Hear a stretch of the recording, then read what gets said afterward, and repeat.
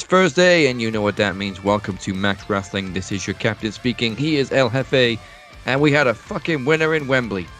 Oh, boy, did we ever. Absolute scenes at Wembley, and even behind the scenes at Wembley. We're talking all in and predicting all out, plus so many just heartwarming, heartbreaking, tear-soothing, whatever you want to call it, tributes to the late, great Wyndham Rotunda. Yeah, including that one, and I had to turn a 2 upside down because there's only one of those. But it works. It works. It works. Before we continue, I just want to point out too, last week's episode was episode 442, and I found it funny because All In was all about Wembley, and anybody who, as you know, you're now new to the football thing, 442 is like the most common formation. I thought it was kind of funny. The most common formation possible. Yep, you're 100%. You might find a film called Mike Bassett, England Manager, and he's like one of the crummiest managers ever, and he somehow gets the England job, and they're just losing, and he tries different formations and they're not working, so he finally gets to this press conference for, I think it's the semi-finals, and he just doesn't give a shit anymore. So they're like asking him all these questions, and he just goes, "Oh, and England will play 4-4-2. Thank you." Walks away. That's fucking awesome. I gotta watch that. All right, so before we do a damn thing, make sure you guys smash that subscribe button on YouTube, follow us on SoundCloud and Spotify, wherever you get your podcasts. You can find Max Wrestling, and for all your extracurricular Max Wrestling needs, head over to maxwrestlingnet.weebly.com. That's right, do it right now. But let's re-talk that, or let's do some recapping so we can talk that smack. It's time for Cap to go down that alleyway for the Friday Night Three-Way. Ooh. Down that alleyway where PCO is just yelling bully. Bully!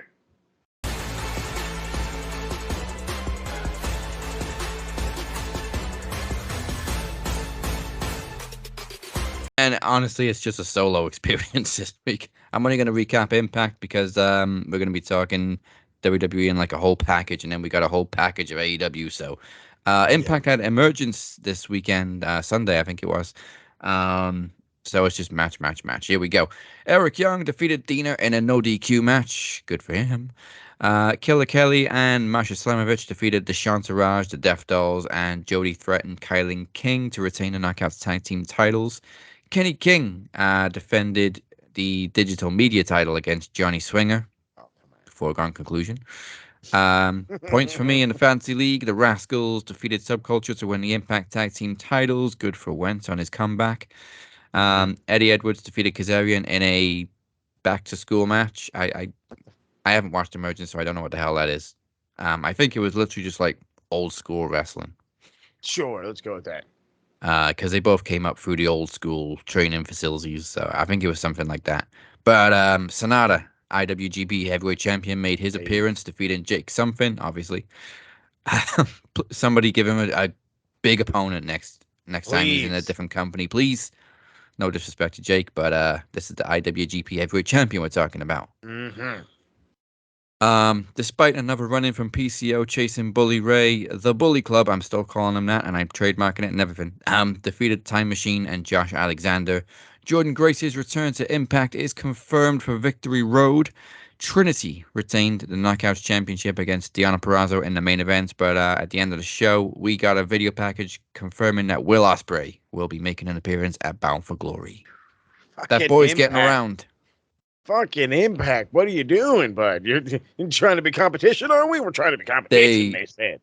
They're bringing in Ospreay. They're apparently upgrading their production. They're taking a couple weeks off for taping to upgrade some production. So, I mean, hey, somebody's doing some funding. Yeah. Did Smashing Pumpkins get a new deal or something? What's going on?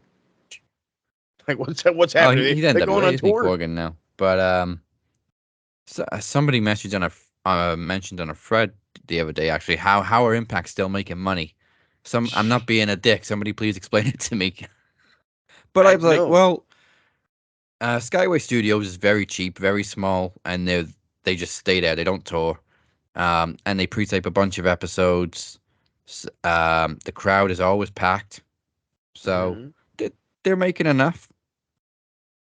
All they need is a decent TV deal. I was gonna say, to simplify it, they're doing the old NXT. Yeah, plus they got a lot of Impact subscribers. Oh yeah, that's right. You can't forget that part. Yeah, the Impact diehard Plus. Impact fan base is hardcore. Fuck yeah, it is. Much more hardcore than that tag team match on SmackDown, which Hey.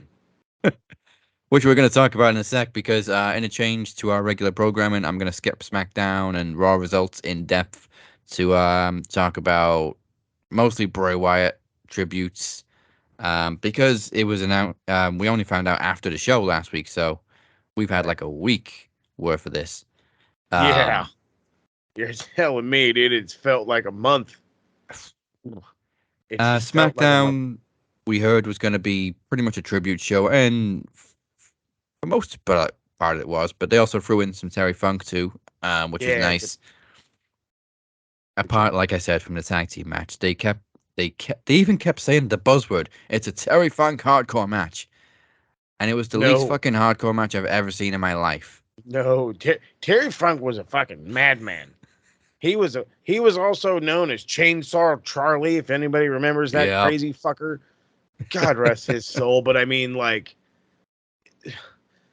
your WWE's idea of a light hardcore match and then fucking putting the name Terry Funk in front of it is like saying 100% beef and then going to Taco Bell.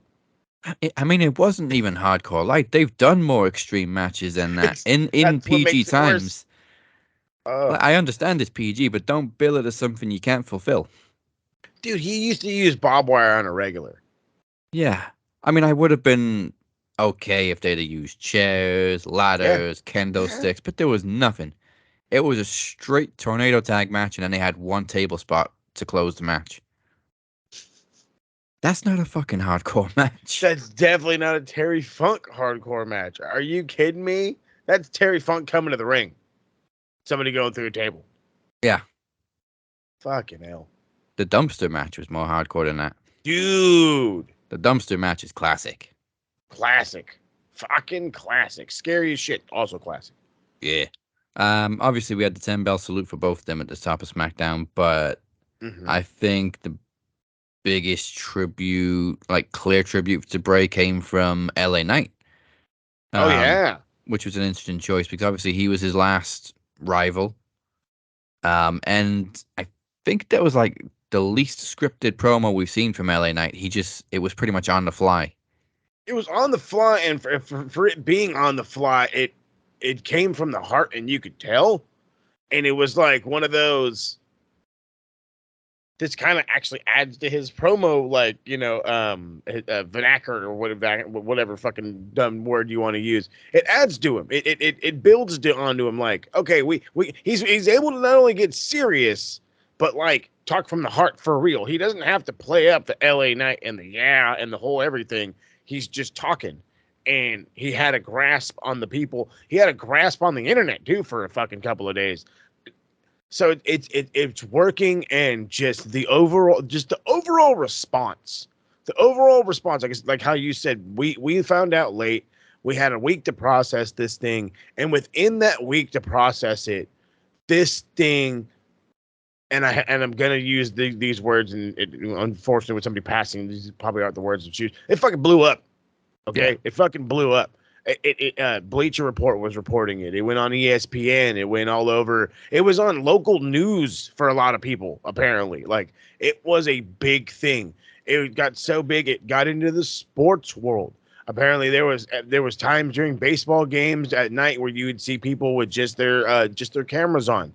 Arsenal, fuck Arsenal, but Arsenal, for crying out loud, a bunch of their fans, when it got dark, same thing with them. They did a cool little Firefly thing. If you paid attention, every single time it got dark in Wembley, fireflies. Yeah. No matter who came out, no matter what happened, fireflies. And then there was there was tributes on SmackDown, there were tributes on Raw, the rocking chair being out, Eric Rowan came out. Even Braun was there looking all weird with his fucking old man, I'm half bald. I don't know what is up with his hair, but don't ever do that again. But it was just, it's super touching. And then fucking social media, dude. The amount of people, and again, and I understand this, but anybody understands too. In a working environment, you're not friends with everybody in that working environment. How many people he's touched, he's worked with, whatever, blew me away. Just blew me away. The fact that like that picture with him and Alexa, like, oh yeah, dude, that pulled at my heart. And like, I wasn't even the biggest Bray fan. You know what I mean? Like that even like my wife was like, "What do you mean he died?" And I was like, "Dude, COVID's a bitch." And she's like, "What?" I said, I'm blaming all this stuff on COVID because nobody had heart issues until COVID. And then Bray had gotten COVID and fuck, I mean, look at goddamn John Huber. yeah. You mean same thing? He went down from a heart issue because of complications of COVID. And it's this, I think that's what makes it all that much more tragic. You know what I mean? Regardless, losing him period is tragic as all hell. But it's but to think in the positive manner, you know what I mean? Yes, we can reflect and talk about how everybody praised and appreciated him, paid their own respects. He's in a better place now. Yeah. We know that he was battling mentally something fierce, like just something on another level other than he was just up here. Okay, I'm sorry. He was battling something bad. And I felt like it affected his character, and then I felt like they didn't give a shit about him at the same time. And now none of that matters. Now he can go hang out with Brody. They can be, you know what I mean? They can be the tag team champions of heaven, even though they were a cult leader and a cult following person. But it is what it is. I will let you in. Hey, come on in anyway. But the biggest burden of being a wrestling fan is it's all too often we lose somebody. A lot of wrestlers die kind of young. But every once in a while, one hits us really, really hard. So, like, Bray, I think, is up there with, like, Eddie, Owen, and obviously Luke Harper, Brody. Sure. Not to say that it's sadder than others, but it's just one of the most shocking ones because it just comes out of nowhere. Yeah, that was exactly it. It was, we kept clamoring for when's Bray coming back? When's Bray coming back? I wonder when they're going to make a Bray thing. Bray. And then he's what? And it just blindsided. And then the guy wasn't even 40. No, I mean, all of the ones I just mentioned, I think they were all under 40. Eddie was 30-something, yeah. I think. Owen was 30-something. Brody was late 30s. Yeah. It's terrible. It's fucking terrible. I'm kind of glad also that the news broke from Triple H, that it didn't get leaked from dirt sheets or anything like that. It came direct from Papa H. Mm-hmm. Good move. Solid move. I appreciate Papa H for that. I appreciate this not turning into a media frenzy. You know what I'm saying? Yeah, which we've seen from AEW this week. Jesus Christ, on a bike. But we'll get to AEW after. I'm about to say, I was like, yeah, fuck, they don't trust me. There's a whole gimmick in its own stuff over there, boy. Raw wasn't so much of a tribute show, but there were still tributes there. I'm not sure if they posted them, but I did see a video on YouTube of like superstars paying tribute to Bray. They may have shown them throughout Raw. Again, I haven't had time to watch Raw, but I've seen. I want to say there was another one of those like graphics or whatever, and then they did the rocking chair. So they're gonna play it up for a little bit. You know, I don't think they're gonna turn around and make a tournament out of his name or anything, but no, I think we got enough of those tournaments. Right. I do say you got to bring his brother back at some point. Do it. Right? Like, come on, just man. Have like, Uncle Howdy come out, unmask, and hey, it's Bo. Yeah, that's it. You know what I mean? Thanks for giving a shit about my brother. And then make him, make a character. We gave a shit about you too. You just took too damn long revealing it. Man, they could have been so good working together as a tag team. The what ifs, bro. The what ifs. I really hope that's what they were planning when he was coming back. Wishful thinking. You know what I mean? But all signs pointed to that. Was it the Fiend and Uncle Howdy? Like, it would have worked great. You know, it build that whole little faction. You know, bring Alexa back in, the whole whatever. But it is what it is, and now all we can do is just fantasy book it in our dreams. Yeah. And on Raw, Becky defeated Zoe Stark again. I know this feud gets dragged the fuck out, but like at the end, Becky had this Bray Wyatt armband and she was crying. Dude, everybody was crying. Oh, yeah. I'm not sure if I missed anything else like tribute wise, but I know there's like a compilation on YouTube right now. Yeah, there was a handful of them, but none of them hit like Becky's did. It was just Becky. It was another one of those sit down and speak from the heart.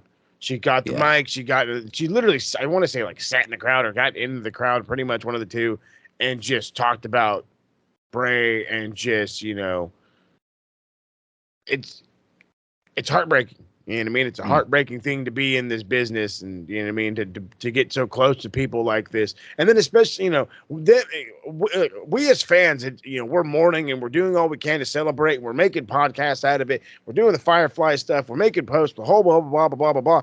These guys had to work with him. These people had to basically be his second family. They were around him more than his kids was. You know what I mean? So it's like, it's all these emotions, like that's. It hits a little bit different knowing that that's the level they were on with each other. You know what I mean? It's like we're mourning, they're they're really mourning. It's crazy. I don't want to say like we're done, we need to move on, but like time to one last. The one that really hit was Seth. The video he posted on social media where he just literally could not find the words. He just couldn't speak for half of it. And you could like see him searching for something to say. That's the worst, yet also like the best, because we get it. We understand it. Exactly. It's genuine. All right, we're going to get into AEW in just a little bit. We were going to do the first round of the blind tag team tournament this week.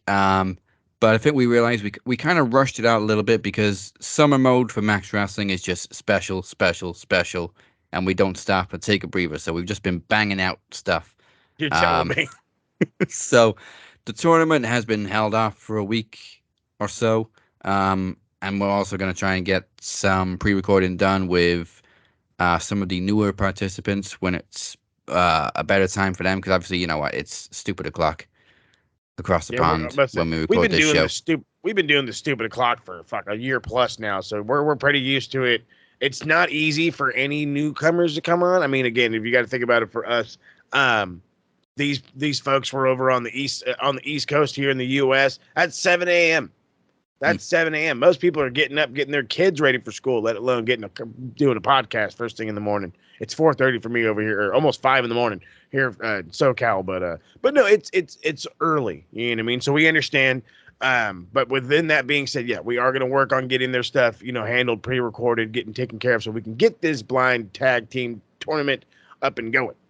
I mean, we have considered other time slots before, but like Wednesday is the best. No, not Wednesday. Thursday is the best day to do it because we're fresh from Dynamite. We can't do it on Friday because SmackDown's that night. Can't do it Saturday or Sunday because you might have a pay-per-view. Can't do it Monday because we got Raw. Tuesday we got NXT plus Dynamite the next night, so then you got to wait a week. So it's one of those things where we're always playing catch up. Yeah, so Thursday is like the best choice we can come up with, and that means we have to do it early so that we can get it out Thursday night. So. Though that's the thing with wrestling, it's fucking every night of the week. At this point, it's gotten that bad. The only show we sacrifice really is Impact, because that's on tonight, but we're going to talk about that next week. So, anyway, the tag team trivia tournament is still coming, but you're just going to have to wait a little bit longer. Okay. In the meantime, though, promo series is coming up, and last week at All for One, Mike Larkin issued an open challenge for a promo exhibition. Well, it has been answered. Uh-oh. Mike, it's not me. Not me.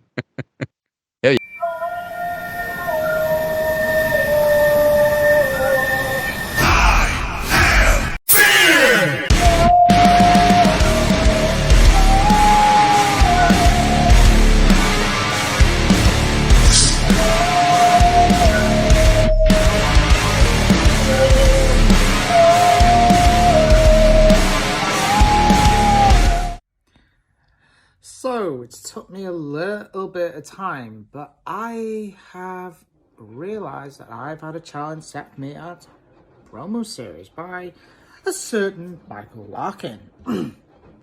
Now, I'm not one to back away from a challenge at all. So, Mr. Larkin, I accept your challenge at promo series, and you are going to be terminated. All right, so Beer will face Mike Larkin at promo series in the promo exhibition, first time ever. Beer has been polishing off his promo chops this past year, so now he's going up against a veteran on the mic with Mike. Mhm. But before we go any further, let's take a look at the past with This Week in Wrestling History. Ow.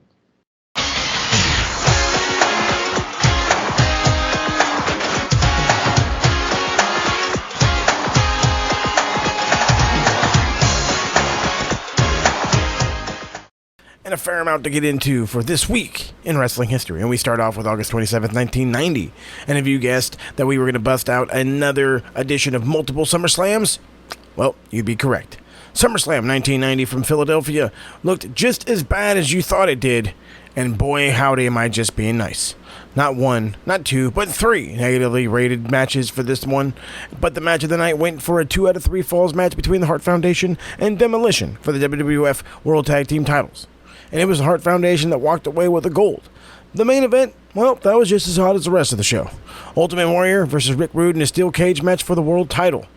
Later on in this year, Rick Rude would eventually leave the company. Also August 27th, but this one in the year 2000. And yeah, it's another SummerSlam. This one is probably the last one, I promise. I think I do. At least this was a good show. An intergender tag team match for the Intercontinental Champion. Winner becomes champ. Chyna and Eddie versus Trish and Val Venus. Shane McMahon lost the hardcore title to Steve Blackman. And oh yeah, this was the pay-per-view we saw Shane McMahon take the absolute leap of death off the Titantron. Jericho and Benoit, that guy we're not supposed to talk about, put on a banger in a 2 out of 3 falls match. And then there was a great triple threat TLC match, the Dudleys versus Edge and Christian versus the Hardys, and it was Edge and Christian that came out the winners. The main event was another triple threat match, this one for the world title. Rock, Hunter, Angle. Let's just say some sledgehammer antics is what cost Hunter the match, and The Rock retains. August 28th, 1994, WCW's Clash of Champions 28. Ricky Steamboat defeated Stone Cold Steve Austin. Wait a minute, just regular Steve Austin. For the WCW US title. However, Steamboat would suffer a career-ending back injury during this match. Antonio Inoki, the legendary Antonio Inoki, came all the way down to Iowa just to beat Lord Steven Regal. And the main event saw Ric Flair versus Hulk Hogan, because of course it did. And Flair won by countout and was not able to take home the title because of that. Also, August 28th, 2016, Triple A's Triple Mania saw a lot of Lucha Underground stars. Johnny Mundo defeated Pentagon Jr. for the AAA Latin American Championship. Dragon Azteca Jr. teamed with Prince Puma and Rey Mysterio Jr. to take on Marty the Moth Martinez, Mil Huertes, and the Monster Matanza Cueto. The main event saw a hair versus mask match, 2 out of 3 falls, Psycho Clown versus Pagano, and it was Pagano who lost his hair as Psycho Clown picked up the W. So you remember when I kind of said I promised that this was the last SummerSlam? I lied. August 29th, 1994, another SummerSlam. Everybody get excited. This one was headlined by a 5-star steel cage match between brothers. It was Owen, it was Brett for the world title. It's a banger and you need to go check it out. Razor beat Diesel to claim the Intercontinental Championship in the main event. Well, weird stuff in the 90s. Taker versus Fake Taker, and yeah, it was a negative rating. And finally, just a little homage to Terry Funk. August 31st, 1983, at the Terry Funk retirement show held by All Japan Pro Wrestling. Terry Funk teamed with Dory Funk to defeat the team of Terry Gordy and Stan Hensons. That's 3 more SummerSlams in the book, and hopefully that's the last one for a long time. Now, let's send it back to the boys. Let's make it short, sweet, to the point. I am your current reigning Max Wrestling World Heavyweight Champion. I am the guy every person should be worried about, whether you are MDO or not. He's already proven twice that he can't be trusted. He used Chris to screw me over. He's not my El Jefe anymore. You're making my decision for me. I'm coming after Chris, and then I'm going after El Jefe. So heed my warning. The MDO stronger than ever. Sure about that? Cool. Moses Marquez, do you not understand what you have done? But here at Max, you gotta earn the belts. And let's just say that maybe, just maybe, we'll use this as a representation of my world championship. You done woke up something that even you can't handle. It's not too late, baby. You're still MDO. I'm gonna run through you like an animal, baby. Everybody is gonna hit the floor. Cause I wanna see you at promo series.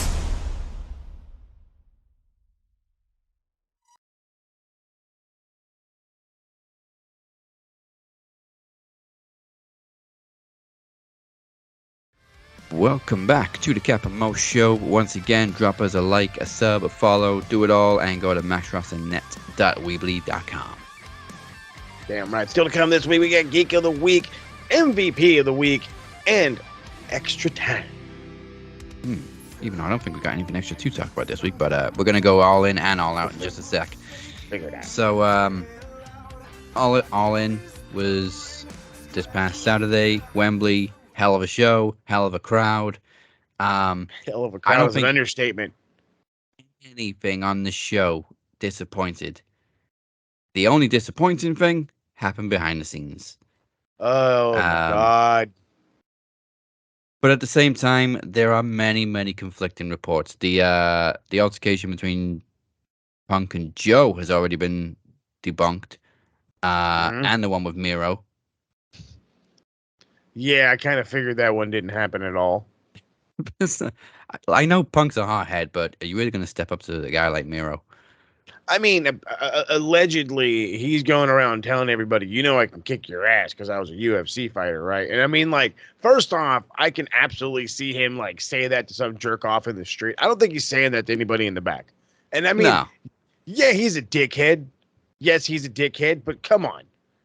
I don't think he's 16 fucking years old, like, because that's something a fucking 16-year-old would say. You know, I fought in the UFC, man. Like, and where's fucking Jake Hager at? Like, and as far as the one that we do know happened goes, we just don't know how. If it hadn't already happened once, I don't think it would be that big of a deal. But because it's happened the second time now, obviously everybody's out for Punk's head. But at the same time, I gotta say, this was Perry's fault. So let's bring it into the full circle for the people. I'll give you the Uncle Dave side. Maybe it's the biased side, maybe it's the non-biased side, what have you. But this was the report that was copied by a bunch, and then eventually. Whatever. So apparently, as we all know, I want to say 2-3 weeks ago, about a month ago even, there started to be this animosity where Punk was becoming the boss. He was the shift leader to, you know what I mean, at the local MacD's, you know what I mean? He was that guy overstepping his boundaries, as we love to say. And he's kicking out fucking leads. He's kicking out administration. Do you know what I mean? He's kicking out, you know, office people, for fuck's sake. He's kicking out whoever he wants. And then he is determining whether that's a good idea or not. And apparently there was an idea for Jungle Boy to use glass in a scenario to help push a storyline. And it was approved and then vetoed by Punk. And then that kind of was like, you know, maybe it's like a locker room leader thing. Maybe he's looking out for the young talent. Let's not jump to conclusions. And I think we all kind of swept it underneath the rug. Well, yeah, I mean, if somebody tells me not to use real glass, I'm probably going to listen to him. Like, you know what? Maybe this motherfucker's right. Like, I don't like the idea. I really want to use it. You know what I mean? But I'm not Punk. You know what I mean? And then being a Jack Perry, maybe that was his way of thinking. We don't know. But it goes on and it stems on for a couple of more weeks. And then there's more issues with Punk kicking out other talent from fucking Collision. And it's like, wait a minute. So this guy is he's officially that shift manager that's doing too much. Now, come the pay-per-view, Jungle Boy Jack Perry has a spot on a limo, probably fake glass. More than likely fake glass. But of course, to be a dick, he's all, that's real glass, cry me a river. Into They the camera. do the spot. Right? Dead faced into the camera. Not like on the side, not yelling it real quiet, dead ass into the camera. They do the spot, they finish the match, and apparently as Jungle Boy is going in the back, him and fucking Punk have a stare down. They do the old shoulder bump. Punk goes to do his match. He comes in looking for Punk or looking for Jack Perry. They separate the two, and within 10 minutes, they're both out of the building. That's the Uncle Dave side. I've also heard that there was a butt ton more words and then they were removed. There was one report coming out that they were close to going to blows and then they were removed. And then of course this all spins to, and this is something that the TSK kind of covered real fast on an episode that we'll be dropping. Apparently this went into Tony Khan's office where Punk said, I quit. And now we don't know what's going on. Is he being the fucking 9-year-old that doesn't want to play soccer or football anymore? I don't want to go to practice. I quit. Is that what's going on? Well, we heard he quit last time, and obviously he didn't. Well, he took his ball and tried to go home, and Tony Khan reminded him, I pay for your ball. So, and that's what kind of happened. And it was like, oh shit, you're fucking right. Yeah, no shit. And so now that's kind of where we're at again. And so I was blunt with the TSK, and I'm gonna be blunt with you. You said it's Jungle Boy's fault. And one of the good points that Rob brought up in this whole thing was, are they or are they not adults? Like, yeah. How are we acting like this? And we're all supposedly adults. They are, but Jack's still pretty young. That's no. And that was the other thing too. We made that excuse. There's only one jerk off that can act that naive, and it's Nick Wayne. That's it. He's fucking 18, 19 years old. He's the only one with a fucking excuse. Him and -1. Him and -1 are the only two with an excuse. But like you said, Jack's the one that said shit into the camera. So like no matter who threw the first punch, because we've heard Punk started it, we've heard Jack started it. No matter who threw the first punch, it wouldn't have happened if Jack Perry hadn't shot his mouth off into the camera. He stirred the pot knowing that it was going to boil over. Yeah, knowing that Punk's a hothead too. Mm-hmm. But the thing that got me right away was the very first report that came out said it happened right by the curtain, right before Punk came out. And I was like, but there was like 10 minutes between the matches because Jack and Hook was on last on 0 hour. Then they talked for a little bit. Then there was the show opening and then the match. Joe came out. So there was like a good 10 minutes. So why was Jack Perry still by the curtain anyway? That's a great question.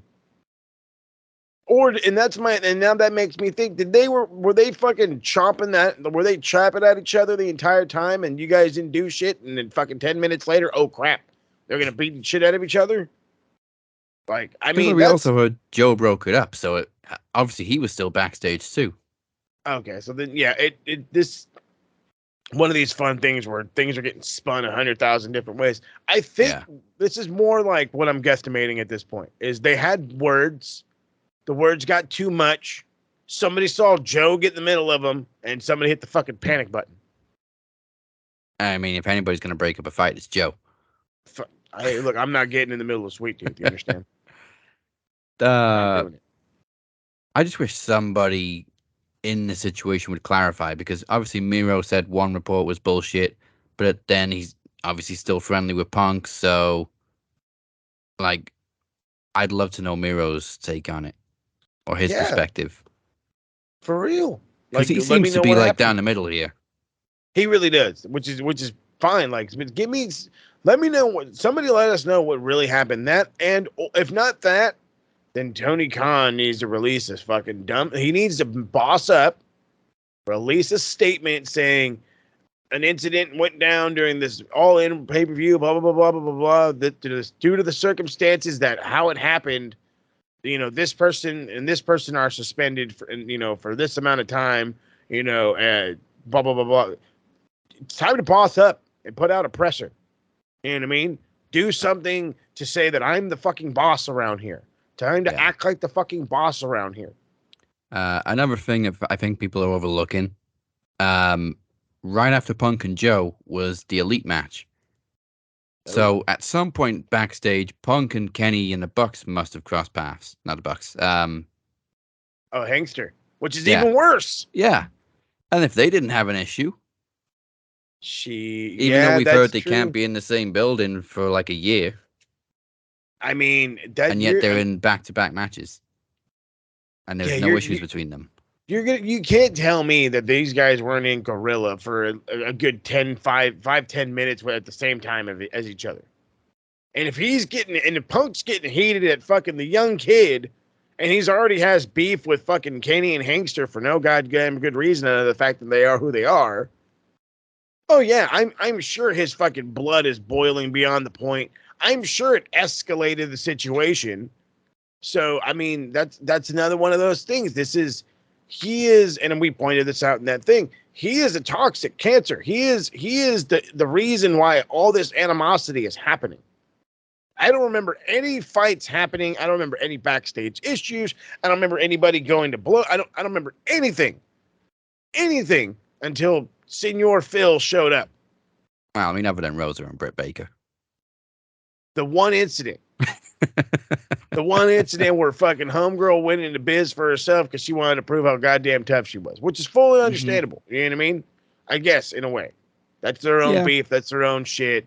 But it's not a point where they're taking away from the hit. Like, because this is the second time that AEW garnered a headline up here, and then the Punk one is like right fucking, like, you know what I mean? Like, closing the gap ski. This is the thing, though. Like I've said before, Punk's no saint. We all know this. But I do think other people sometimes need to take a little of the responsibility, like Jack Perry, maybe Hangman, because he did go off script and everything. Probably didn't know he was going to set Phil off, but still. Still take responsibility for your own actions. At the end of the day. And if you all know Punk's a hothead, stop winding him up. And if it's that big of a deal, then get rid of him. That's where I'm at this point. If you can't handle the Kevin Nash ego, because that's where it is at this point, I'll be honest about it, and I'm not going to sugarcoat it. If you can't handle him, get rid of him. So what time was the show for you? Oh God. The pre-show started at 9 a.m. Main show at 10 a.m. I need this all the time. This was fucking glorious. I really enjoyed having a 6 p.m. pay-per-view to watch. And it finished almost 11. I think it was 10. Yeah, it was 10. Yeah. 10 p.m. our time. So my wife was just getting ready to go up to bed. And she turned and looked at the monitor and went, "Oh, it's finished." I went, "Yeah, it's 10 p.m. It was a UK show. This is great. This is great. It's not 3 in the morning." The fucking boys in the TSK loved it. They were like, "Oh, dude, this is nice and refreshing." Like Harold's all joking around, like, "I got a coffee instead of a beer right now." I'm like, blasphemy. But I mean, it was nice. It was. You know what? It was the perfect time for me because I could have had coffee or a beer. Hey, perfect. I think I was just drinking Red Monster, to be honest, but there we go. I had the option. It was that perfect time of day. So we're getting Wembley again next year, and boy, me and B are already saving. We're gonna be there next year, no matter what. Hell yeah! I don't know about Chad and Phoenix, but hopefully they're gonna come too. Again, the whole Max crew would be out there. Being out there would be fucking great.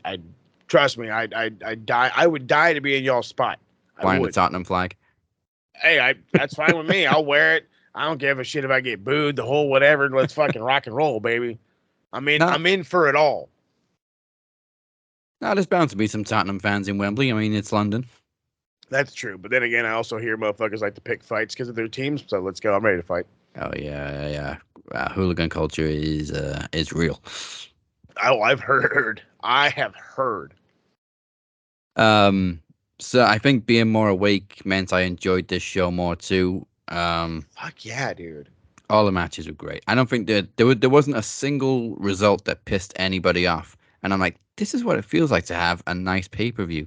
Not, I don't want to have to, this isn't a negative.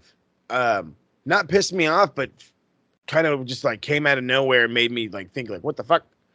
And that was just the opener, the Punk Joe match. The Pepsi Plunge for me and a bunch of the TSK came way the fuck out of nowhere. It looked like dog shit. There was no way we thought that was the ending, and then it was.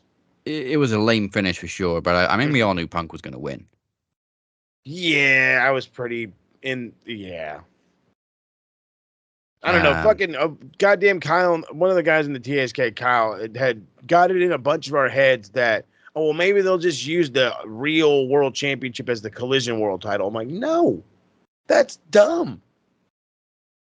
I'm like, and then as you guys pointed out beautifully, it's a fake belt. And I'm like, you know what? I'm just going to use that argument. It's a fucking fake belt, bud. I mean, it pretty much has been the Collision World title. Yeah. But they don't really need one because most of the people on Collision appear on Dynamite anyway. I was just gonna say, so you want a world title on Collision? Have MJF go work Collision. I mean, that had to be coming. I'm sure they must have been brewing up to MJF and Punk at some point. I'm not sure if we're going to get it now or if we're going to have to wait another fucking year for it. Oh God, no. You know what? Punk's just going to keep getting suspended just so he can break Roman Reigns' record. Oh fuck no! 1,000 days? Fuck this. Hell, fucking Joe's halfway there with the fucking Ring of Honor TV title. I didn't know he was at 500 some days. I'm like, how the fuck did he already have 500 some days? Because he had the TNT title too, so he won that, lost it while he was still TV champion. That's a great bad thing about being a double champ for two different promotions. You fucking forget. Because I remember his TNT title run, but I was like, I don't remember. I vaguely remember that he had the two belts. In fairness, though, he's defending it almost every week on Ring of Honor, so you know. Yeah, dude.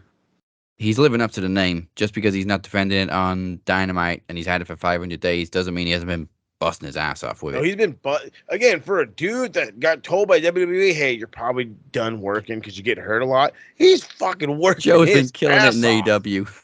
And then, like you pointed out, I really don't think there's a week of Ring of Honor that Joe doesn't have a match. No, it is almost every week. Same with Athena. Mm-hmm. She's defending her title almost every week. Perfect. Keep it going. So, if anybody is complaining about like Ring of Honor champions not defending on AEW, watch Ring of Honor because they are defending the titles. I say, yeah, watch the show that they belong to. Yeah. You know what I'm saying? They're not defending the ROH title on AEW. No, they're defending it in ROH. Exactly. Hello. It's home turf, bud. Tag team match was a banger. Oh Jesus! Stadium Stampede, which was basically Anarchy in the Arena, was Terry Funk fucking hardcore. That was because it was absolute utter fucking chaos, just utter mayhem for the first like 10 minutes. Tad bit sloppy, a little on the crazy side, and then all of a sudden, Moxley pulls his fucking fork out of the back of his fucking pocket like he was just eating a fucking salad or something in the back. And he's just fucking wielding this motherfucker. And I'm like, you crazy fuck. You're a crazy fuck. This was after he got impaled with the skewers and Renee was probably having a breakdown backstage. Oh, so I'm so glad that you brought that up. So I was like, I told my wife had literally like came up to me and started talking about something or another. I think there was a TikTok thing. We all know about John and how, Dean Ambrose there was a sweet side of Dean Ambrose for a little bit. He was the sweet boyfriend on the Total Divas or whatever, the Total Bellows, whatever the fuck. And my wife's like, oh, you remember this? And I was like, yes, watch this. And I fucking literally put my phone on, and it's right when the skewers are sticking out of his head, and she's like, what the fuck happened to him? I said, this is who he is. This is who he's always been. That's who he was before Dean Ambrose. I was like, that's what I've been trying to tell you. I was like, this is the real Dean Ambrose. This is John Moxley, the guy that's for real. Now, yeah, he's probably for sure, he loves Renee. I'm going to chase this punk down. Hey, don't you take her hat, you motherfucker, or whatever, But in deep down, it's because like, if I'm not going to kill you, instead I'm going to fucking, impale myself. This is how I, relieve my stress. or fucking whatever the fuck. Oh And yeah, then he doesn't drink anymore. the goddamn skin hanging from his fucking forehead, I damn near yacked. I'm just fucking wow. This guy's crazy. Was it Beer Just- that asked us if Mox is bleeding yet? And we were like 5 minutes into the match. And we're like, of course. Of course, yep. No, actually, I think it was Chad. Yeah, It was Chad. He was like, "Is Mox bleeding?" Yeah, obviously. He was the first one to bleed. He came out bleeding, I think. I don't know. Probably. Yeah. Oh God, but Sandman 2.0. fuck yeah, dude. Seriously. What a comparison. Honestly, 0 Hour threw me off because like we did the predictions last week, I honestly was not expecting Adam Cole and MJF to win the titles. No, I mean, like we kept talking about it, how we felt like they needed to build tension to the match. They needed to build tension towards their world title match. But even though there was nothing but tension as it is, and then they go and the fucking kangaroo kick. Ah, The fucking kangaroo kick. I popped like a fucking 10-year-old who just saw fucking a jerk off cosplay Spider-Man. I swear to God, I fucking went bananas. And now the question is, now what? They didn't change the titles. They're still best friends. I'm as much. We kept saying, this is what we wanted. We wanted this relationship to keep going, but now it's like it was unexpected. We weren't. Yeah, we were ready for the breakup. We weren't ready for it, but we were prepared for it. There we go. We prepped ourselves for it, and then it didn't happen. But we didn't prep ourselves for what would go happen if it just kept going. That was the perfect thing, though, because we were expecting a breakup. It didn't happen, but they kept pushing it and making it look like it was going to happen at some point because they were both cheating against each other. Yeah. The Eddie Guerrero spot was fucking genius. Utter when genius. MJF just wrapped a chair around his head. Shit, he was just like, yeah, what's this? I was like, oh, fuck yeah, dude. Just way to fucking Uno reverse that ass. Yeah, man, I great. loved it. Loved the main event. One of the happiest moments for me actually was Saraya having that home country moment. Well, you could say hometown. It's not too far away from Norwich. But the fact that her whole family they came out to the ring with her, they played fucking Queen. Mm-hmm. I popped like a motherfucker when Saraya's mom got hit. Oh, dude. You don't fuck around with sweet Saraya. Sold it like a fuck. I mean, like a true legend of the fucking business. She sold the shit out of it. She did. Made you believe. If you didn't know who she was, and trust me, I mean, now granted, you're in Wembley. Every motherfucker, all 81,000 plus motherfuckers knew exactly who that was. Even my wife at first was like, "Isn't that Saraya's mom?" I'm like, "Yep." I'm glad that you caught that. But Tony better run. She sold it beautifully, and just you hit my man. Like the mean kid came out in Saraya. She fucking bullied the dog crap out of Tony. The fucking pop, dude. The fucking pop. For somebody who, and as we joke around all the time, for somebody who barely fucking wrestles, who's there just as a name, got a genuine, and I mean it when I say it, a genuine babyface pop for somebody who's the leader of a heel faction. Fuck, dude, just like that was excellent. The match was whatever, but I mean, the moment was what it was. It was about the moment, and that moment hit on all fucking cylinders. Coda overheard everybody calling him Big Fat Coda. Every single person called him Big Fat Coda, and he said, "Watch me change," because Jesus, he's not G1. He's not G1, but I mean, yeah, he's not chiseled, but he's in great shape. Shit, I couldn't get there after fucking 2 years of training. Are you kidding me? And then, dude, I'm at the point where Ospreay's the greatest wrestler in the world at this point. He's beaten the best 4 people I've ever heard of, being Kenny, Okada, Jericho, and Shingo. You know, I don't know who's gonna. I don't know who's there to beat him. If there's anybody to beat him, you know. There probably is somebody that's beat those 4 as well, but like not what is it, like 6 months that he's beat the 4 of them Yeah. in that time frame? That's crazy.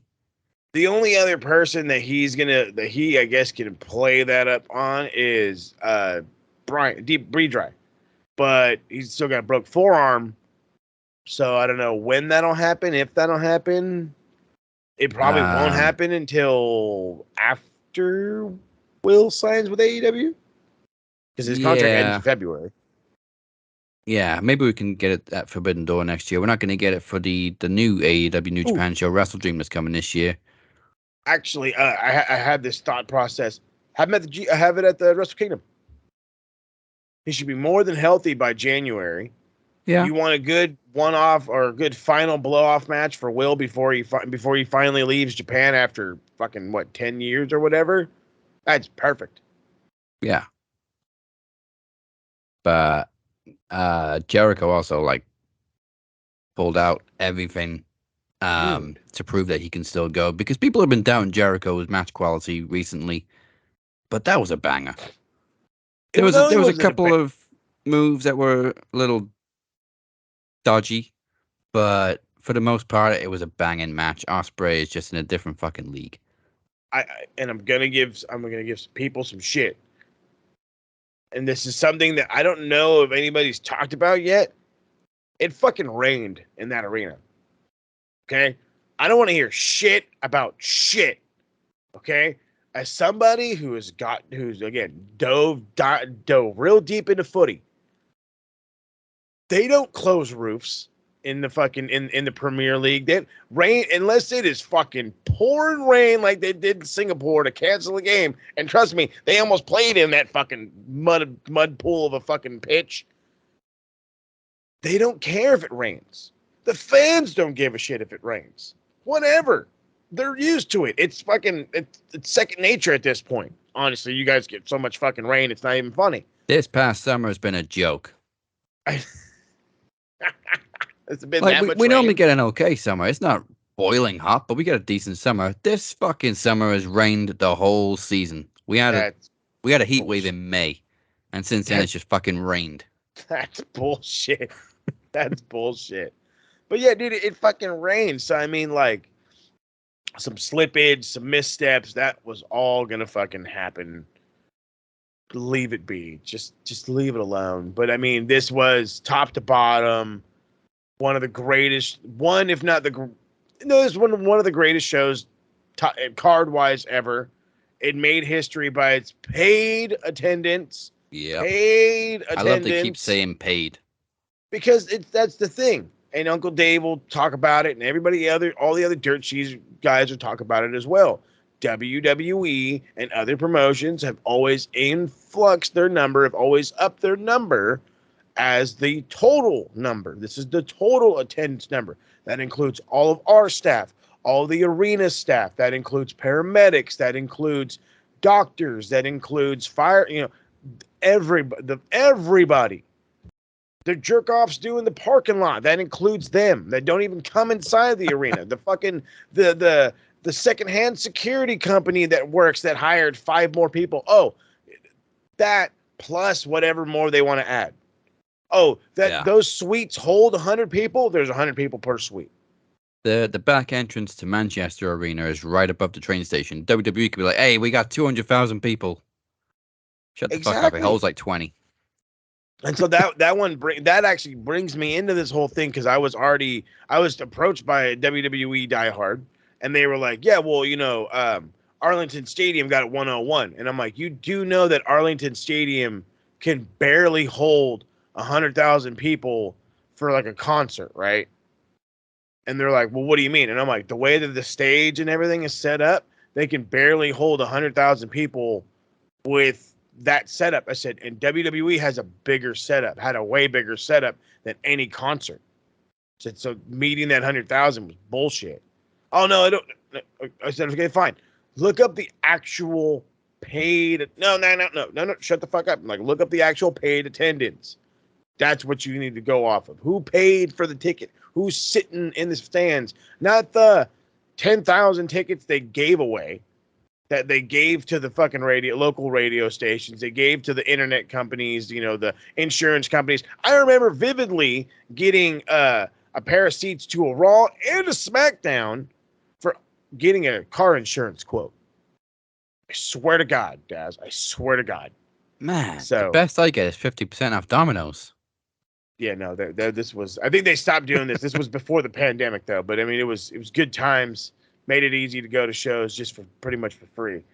But this was excellent show. More than likely pay-per-view of the year. I think there was 2, if not 3, 5-star matches in this motherfucker.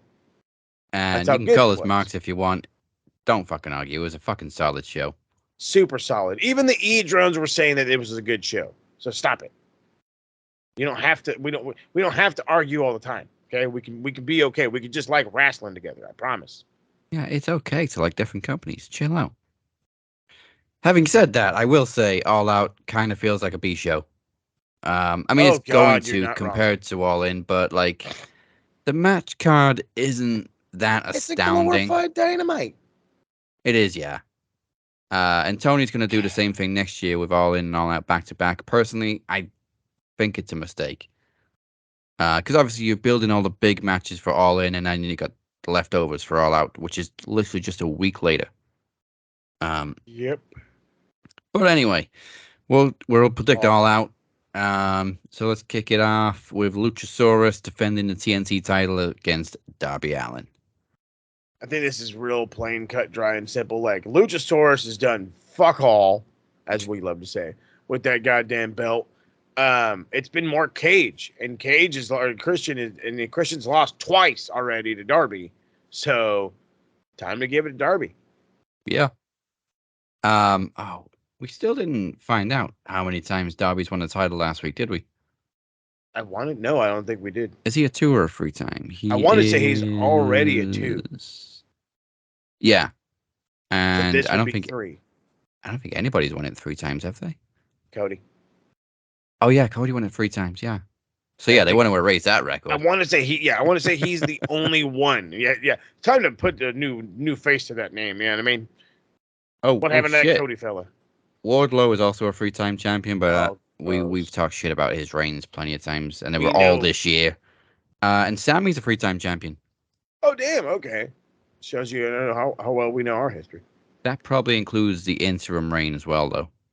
More than likely. So, you know what? Darby is also the longest reigning combined TNT champion with those 2 reigns. Well, there we go. I mean, and then on top of that, this gives you another reason to keep using Darby Allin, keep having him in spotlight. The guy's over as shit. Everybody loves him. And then, of course, you got Joker Sting hanging out with him, so you can't say no to that. And Sting, again, also busting his ass off last week. 61 years old. This man was 61 years old, busting his ass, no selling chair shots, going through fucking tables. Just... Yeah. You know what's nice? Since he's joined AEW, I haven't seen any, even E-drones, say Sting needs to retire. No, because he's fucking great. Yeah, they joke about him being old and still wrestling, but none of them are criticizing his performances, which is great. Yeah, it's awesome. Reminds me of the Ric Flair days when he showed up in WWF in like the 2000s. You were just like, "Fuck, dude, you're still wrestling," and that was it. That was the extent of your argument. Like, "Oh, you're still fucking wrestling?" Oh, okay. Hey, Flair's got a last man standing match with Triple H. Fucking what? You got a huh? So yeah, I'm gonna go with Darby Allin too. Even though I'm, like I've said before, I think Christian and Luchasaurus, well, Christian mainly, is bringing so much prestige to this title, and he's not even holding it. That's the running joke that he's holding it, but he's not the champion. And also funny. the uber heel promos. Oh yeah, I heard your father's dead. Fucking asshole, but I love it.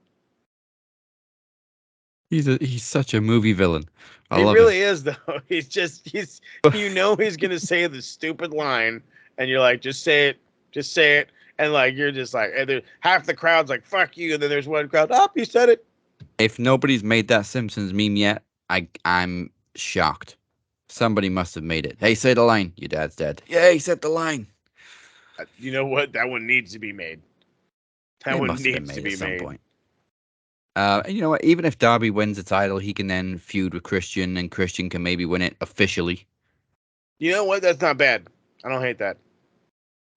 All right. I think this was the first match announced for All Out, but Miro versus Powerhouse Hobbs. There's nothing on the line. It's just two meat men slapping each other around. That's right. Slaps meat. God damn. This is where the hard part comes in because I've been wanting a Powerhouse Hobbs push. But the last time I got one, it turned into a very mediocre TNT title reign. And then Miro just came. No, he didn't just come back. He's been back for like 4 or 5 months, and they've done fuck all. So He's been on TV every week, though, at least. yeah, that's true. I mean, but not like in the capacity we would prefer. Yeah. But with that being said, I would much rather a Miro push than another Powerhouse Hobbs push. So give me Miro, and let's make this a good fucking, let's make it worth our goddamn while. Yeah, I gotta say Miro too. Hobbs, he had his push as TNT champion. They didn't do shit with it, but like Miro is the redeemer, and he needs redeeming. Yes, he fucking does. Chris Statlander defending the TBS title against Ruby Soho.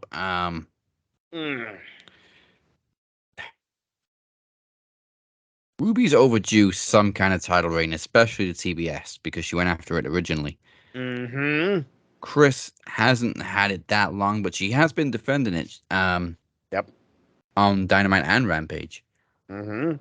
She's looked good, looking a decent defending champion. But I think I pre-predicted this one last week when I said Saraya's going to win the Women's World title, and then Ruby's going to win the TBS title, and Tony's going to be left with nothing. Yep. And I think that's exactly where we're going right now. This is not supposed to be a knock on Chris Statlander. It is supposed to be a push for Ruby Soho. So, Statlander, sorry, girl. I think you're going to end up taking the L on this one. And then, I think this is going to be Ruby with a belt, Saraya with a belt. Tony's going crazy. You guys aren't going with the script in my bride. And throwing shoes at Renee. I fucking laughed so hard. She said Wembley went tits up.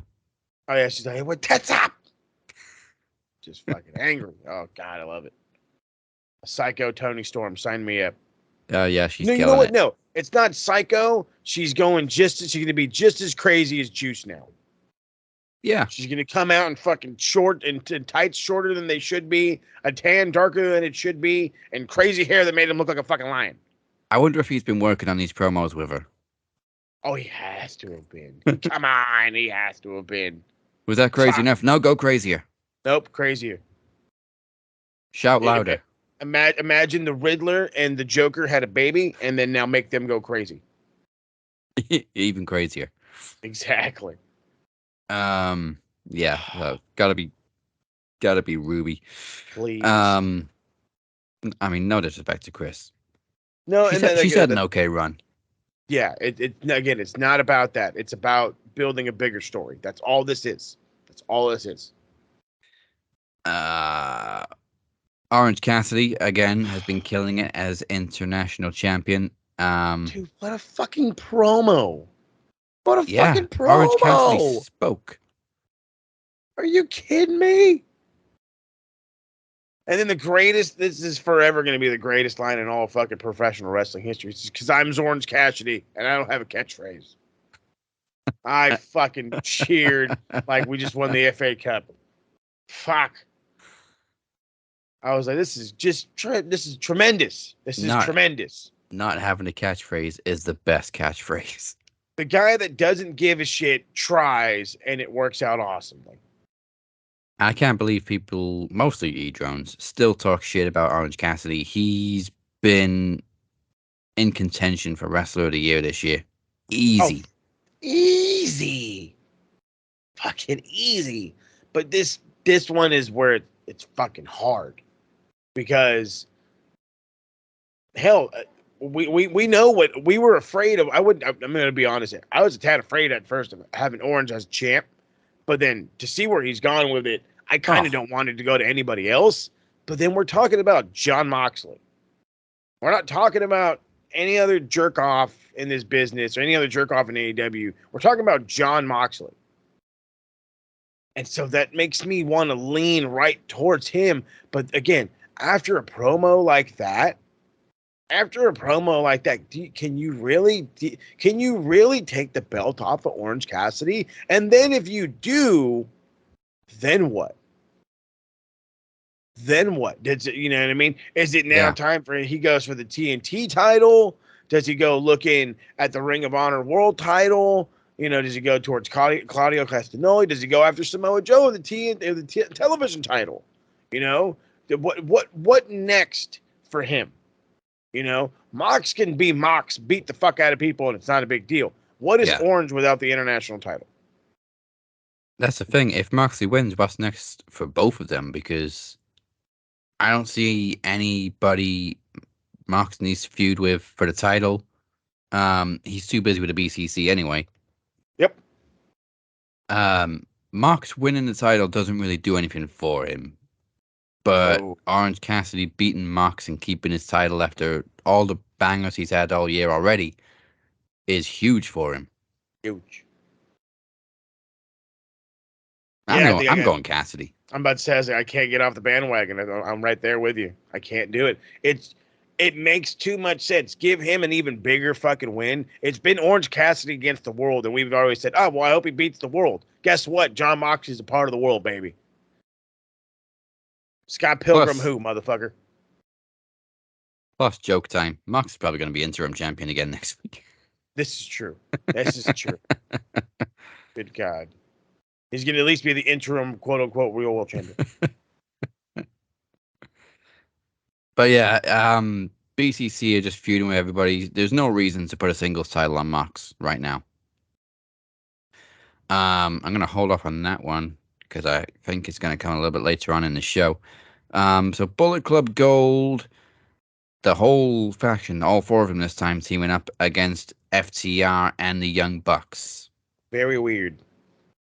Very weird. It kind of makes sense. They obviously earned each other's respect last week. Kayfabe-wise, anyway. Well, I mean, they had said, I think it was FTR had said, they're like, well, you know, it was the heat of the moment, you know.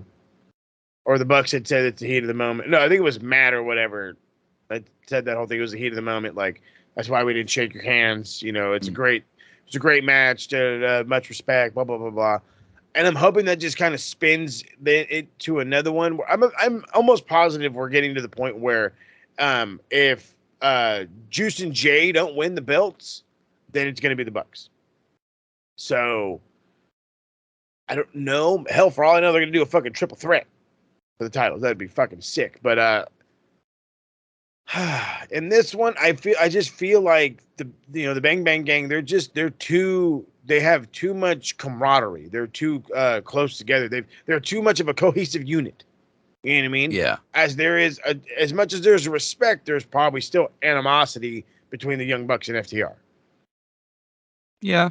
I think there's definitely a title run in the future of Jay White and Juice. So. Oh, hell yeah. I don't really think we need another Bucks FTR match anytime soon, but BCG obviously is the strongest group. And agreed. I think Jay and Juice probably do need a win if they're going to go after the tag team titles. So give me the Bang Bang Gang. I'm right there with you. You got to build towards the title stuff. You can't just give them title matches. You got to build towards it. All right, we got a couple more tag team matches, so let's go for the TV title, which we just talked about. Joe is defending against Shane Taylor. Ooh, former television champion. Yeah, I don't think he's been on AEW TV at all before last night, but he's been obviously Ring of Honor the whole 9 yards. Yeah, no, he did we've known that he's been Ring of Honor for a while. He was kind of barely on Ring of Honor television, and then started showing up a little bit more as of late. Has picked up some decent wins, and now it's Joe against Taylor, and it makes me think that this is the guy. You know what I mean? Like this, it's a big dude. It's gonna be hard. It's gonna be somebody that's gonna put Joe to the strength test, if you will. And Shane Taylor is a guy who's carried the television division before. This isn't something new. Maybe there's something better for Samoa Joe. Maybe there's, a better title in mind. Maybe he joins the Darby Allin fray or whatever and goes after him again after he wins the TNT title, something. Or maybe maybe he goes after Orange for the international. We don't know. Yeah. It's something else that can happen. I don't know why I want to go Joe, but to me, it's Shane Taylor. And right now, there's nobody better to replace Joe as television champion, who's a Ring of Honor name and that whole fun stuff, than Shane Taylor. So, because of that, and Sweet Tooth's going to hear me and come at me with a giant fucking cleaver, I'm going Shane Taylor. And like we've just been saying, Joe's been champion for over 500 days. He's done his time representing ROH. Big time. He's done it well. He's put a lot of respect on their name. He's put a lot more respect on his own name. I mean, Fucking Joe's yeah. always been widely respected, but like everybody in Wembley loved Joe. Dude, he was supposed to be the heel. Yeah. He was supposed to be the heel, and they fucking He bullied Joe's Punk gonna into kill this you. match. It was just every pay-per-view ever, forever should be in the UK. Forever. Just because, like, there's no better. Fuck Philly, fuck Chicago, fuck New York, fuck LA even. There's no better crowd right now than the UK fans. And that is blunt. That is blunt honesty right there. Yeah, we just fucking love wrestling. Shit, you guys are just delved into sports, period. What do you mean? You know what? I think we just like being in crowds, yelling and singing, and maybe drinking. It's the camaraderie. Yeah. That's it. You don't know this motherfucker for shit, but guess what? Maybe we support the same team. You get your ass over here. That's all it is. It's fucking all it is. Old men that have been fucking supporting the team for fucking 800 years. You know what I mean? Oh, Sonny, you came out to see the fucking boys play. The whole whatever. Yeah, they'd fucking go bananas. You're making new friends every day. He'll let buy me you teach you this dirty song. That's it. Exactly. Exactly. Fuck a what now? All right. Oh, Lord. More tag team action. We got Eddie Kingston and Shibata teaming Oh, up my God. to take on Claudio and Wheeler Yuta. Fuck What a me. fucking team that I've never thought I had ever wanted to see again. I have to see it forever now. Jesus. All four of these are going to beat the shit out of each other. This is going to hurt. This whole match is good. Somebody's going to get spun, which is going to probably be Eddie. I'm going to get hurt watching this match. Everybody's going to get chopped. And somebody's going to get kicked real fucking hard. Real fucking hard. Dude, the pursuers of violence being the BCC, Claudio Castagnoli and Wheeler Yuta, I think they're officially have met their match when it comes down to it. We've seen the BCC just fucking run through everybody. Yeah. They don't know a Shibata. And they don't know an Eddie Kingston fresh off a Japan excursion. So I think this is one of those ones where unless there's a Moxley interference, and yeah, I only say Moxley. There's nobody else. If there's a Moxley interference, it's got to be Shibata and Kingston, right? Yeah. Eddie's got some momentum right now too. Keep it going. Fuck yeah, he does. And then we're talking about Shibata. It's Shibata. Yeah. The guy who will literally put his own life at risk just to beat you. And then fucking 4 years later come back and say, I'm still wrestling. Bitch. Okay, last two matches. So we got Kenny versus Konosuke, Omega versus Takeshita. Finally. Oh my goodness, we've been clamoring for this one. This is supposed to be the off-brand version of Kenny versus Kota, even though we've seen Kenny versus Takeshita in DDT way back in the day, way before the Bullet Club was even a thing. Yeah, nice recap on Dynamite too. Oh yeah, for a beautiful recap. Even I mean, it worked out. It's fucking just way to like fill the gaps. Like great job. But nobody's talking about Don. Yeah. Nobody's talking about that bald-headed fuck. And you know what? He's fucked Kenny over before, and he's helped Takeshita win before. Is there gonna? Are we gonna get Kota? Is Kota randomly gonna show up in Chicago to help out? Because that's the only thing I can think of at this point. The only thing I can think of is unless Kota hits the ring with Kenny, I don't really see Kenny winning. And it's not because of a lack of momentum or anything fun like that. It's just because of strictly numbers. There's numbers. You know, for all we know, Will Ospreay can come back. Goddamn Billy Boy could just come in and fuck up the whole everything. Well, I mean, Takeshita's team did beat Kenny's team at All In. Yeah, with the roll up. And this has been building for a good few months now. Yeah. So it may be predictable, but I'm gonna go Kenny. It is Kenny. You're 100%. They did get a win at the big show. This is one-on-one. This is Kenny Omega. Kenny back out, as they say. Hey. Kenny might even get his revenge on Don in this match. That's true. I think we're matching this whole goddamn card because you persuade me. As much as the numbers work, we're talking about Takeshita. We're not. If this was Will, it'd be a little different. We're talking about Takeshita. So yeah, give me Kenny. Man, I hate to say it, but it seems a little predictable for the last match that we have to predict. For the Ring of Honor Tag Team titles, Better Than You, baby. Actually, this also may be a spoiler. Sorry for anybody that hasn't seen the Rampage results tomorrow night. They're defending against the Dark Order's Alex Reynolds and John Silver. Right. I forgot how they got to that conclusion. I think it was like a tag tournament, something or another. Yeah, tomorrow. So little to no build, just this random tournament. It's won by the Dark Order, and guess who needs a push? The Dark Order. They need love. They need love, and guess what? And we just said it. We didn't expect this storyline between Adam Cole and MJF to go as long as it is. Right now is the start of the end. Yeah. You build it right now. You crown Alex Reynolds and John Silver. They've been dying for a title. You give them a Ring of Honor title. You allow them to go to work in Ring of Honor and get more, attention on themselves because, again, they deserve it. And you figure out how soon you can end Adam Cole and MJF.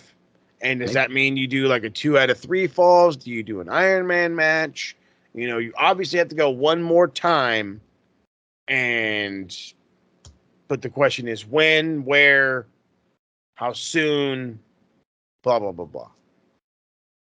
Maybe this is where we get the turn. We all thought it was going to be All In, but maybe it's All Out. Yeah. I mean, we have to start it. It has to start somewhere. And whether it be caused by outside people that help influence it or whatever, it needs to happen now.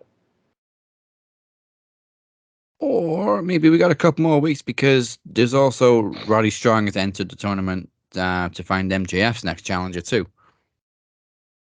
That's true. I mean, okay, I can dig that a little bit. I mean, there are ways to spin it and can make it keep going and going and going and going. But then that's also the thing. When's the next pay-per-view? Yeah, I was just looking for that myself. I want to say like November. Well, Wrestle Dream is in October, but I don't think that's going to be like main storylines. No. Full Gear is November. Yeah. So yeah, we got to wait till November. It's not that far away. Yeah, you can drag this out a little bit longer if you really want to. I'm almost positive we'll probably get a Ring of Honor pay-per-view before then, and that's where they can lose the belts. But I really like the Dark Order, and I want them to start to get a fucking push. Well, they're also on Ring of Honor almost every week too, so it makes more sense for them to be the tag team champions. Mm-hmm. Well, before that whole reason, I was still leaning towards the Dark Order, and with that now, I'm even more leaning towards the Dark Order. Yeah.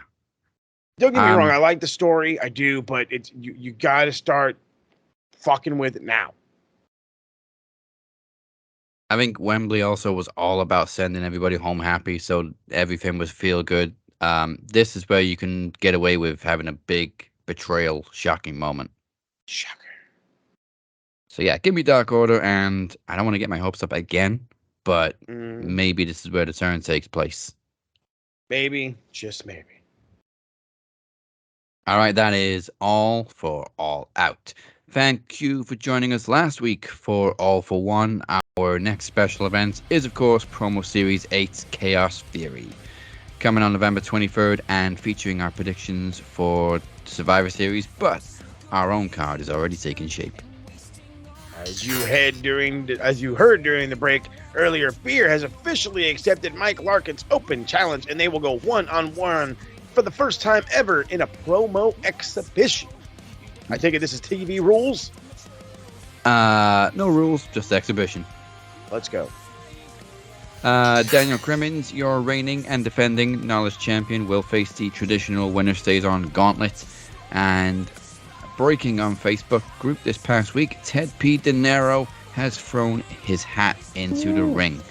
He will be the first challenger, and due to the tag team titles also being on the line and also being trivia, we're going to keep the gauntlet to just 2 challengers this year instead of 3.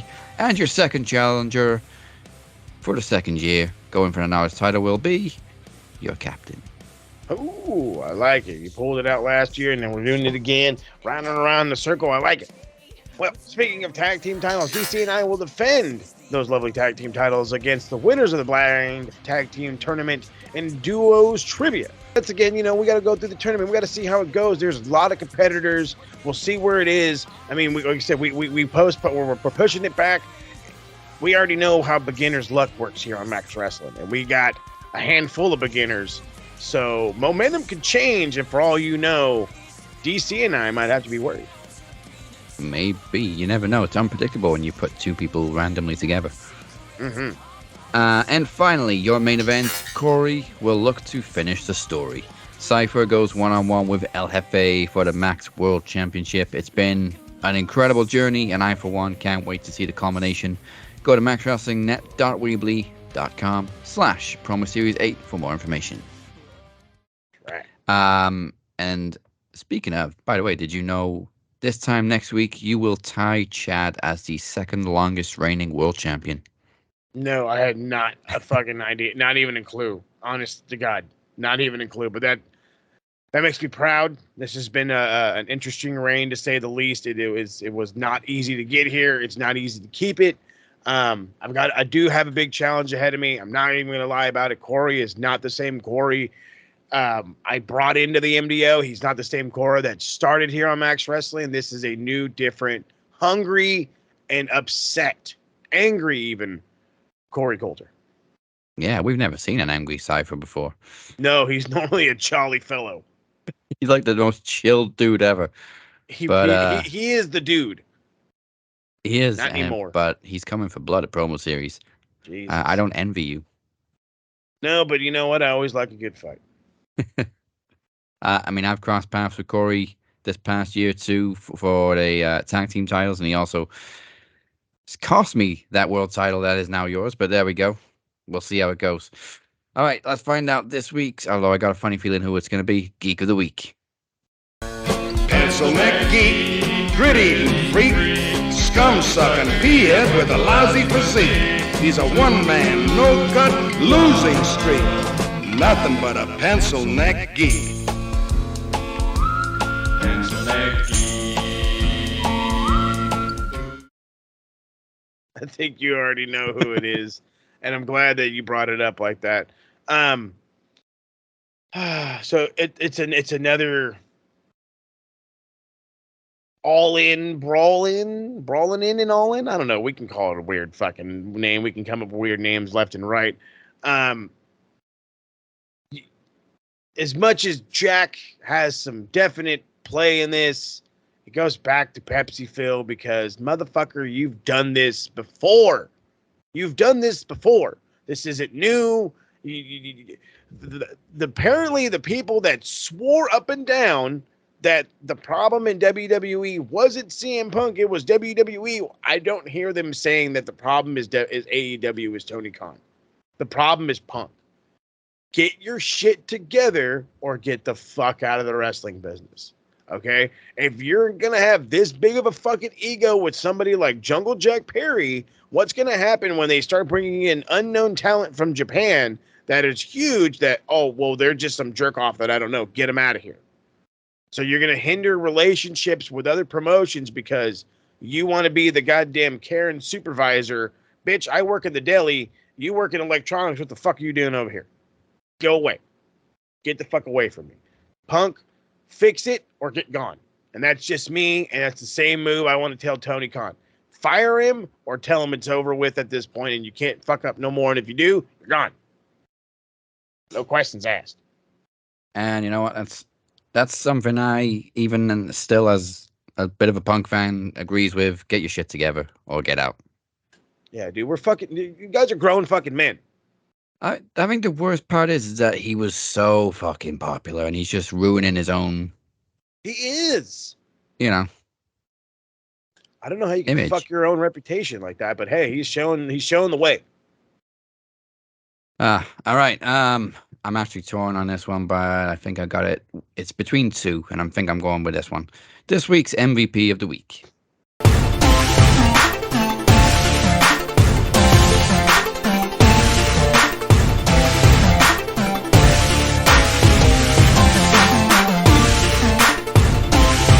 Jeez.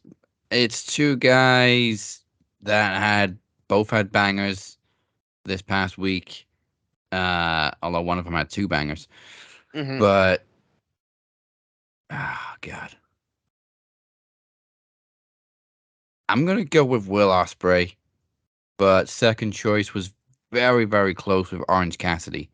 Oh, But I've been picking Orange Cassidy a lot this year, so let's give Will Ospreay some shine. Hey, but when you're good, you're good. That's all that matters. Yeah, like we've been saying, he really is in contention for best wrestler in the world right now. Fuck yeah, dude. I didn't think it was possible, but he is close to overlapping Kenny. He's slowly getting there. He's getting to Kenny territory. That's for goddamn sure. And that's something that I think is just. I've been wanting it. We wanted it when Kenny first left New Japan, and we were hoping Ospreay was going to be that guy, and instead it was Jay White. And then Jay White left, and we were hoping Will was finally going to blossom, and they didn't let him. And then he said, "Fuck you, I'm doing it." And they fucking said, "You know what? You're right. You're doing it." And they haven't turned back since. Now, granted, he didn't win G1 or nothing like that, but it doesn't matter. Again, his contract ends in February. I'm sure he's on his way to AEW.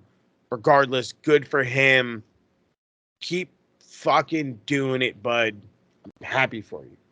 I remember the fucking shitty WCPW days where you fucking come out with the goddamn assassin's gloves and the whole shit.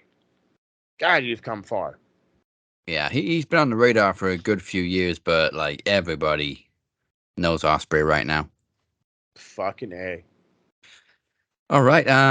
Thank you for joining us. I hope we rocked you harder than real glass, Crimea River.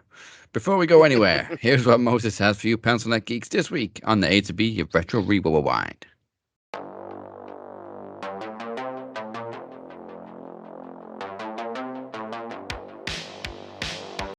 Oh my goodness, a whole lot actually. There's a whole lot coming out.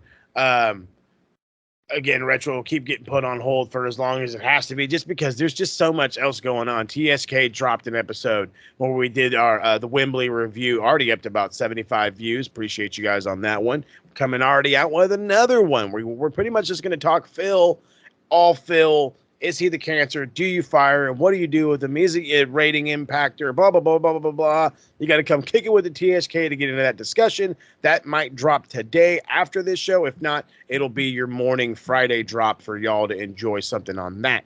Other than that, I know you sports heads are out there. Some of you guys are waiting on it. I actually got a message from one of our fun listeners. Hey, I heard you're going to start doing a football podcast. And I said, hold on, wait, which one?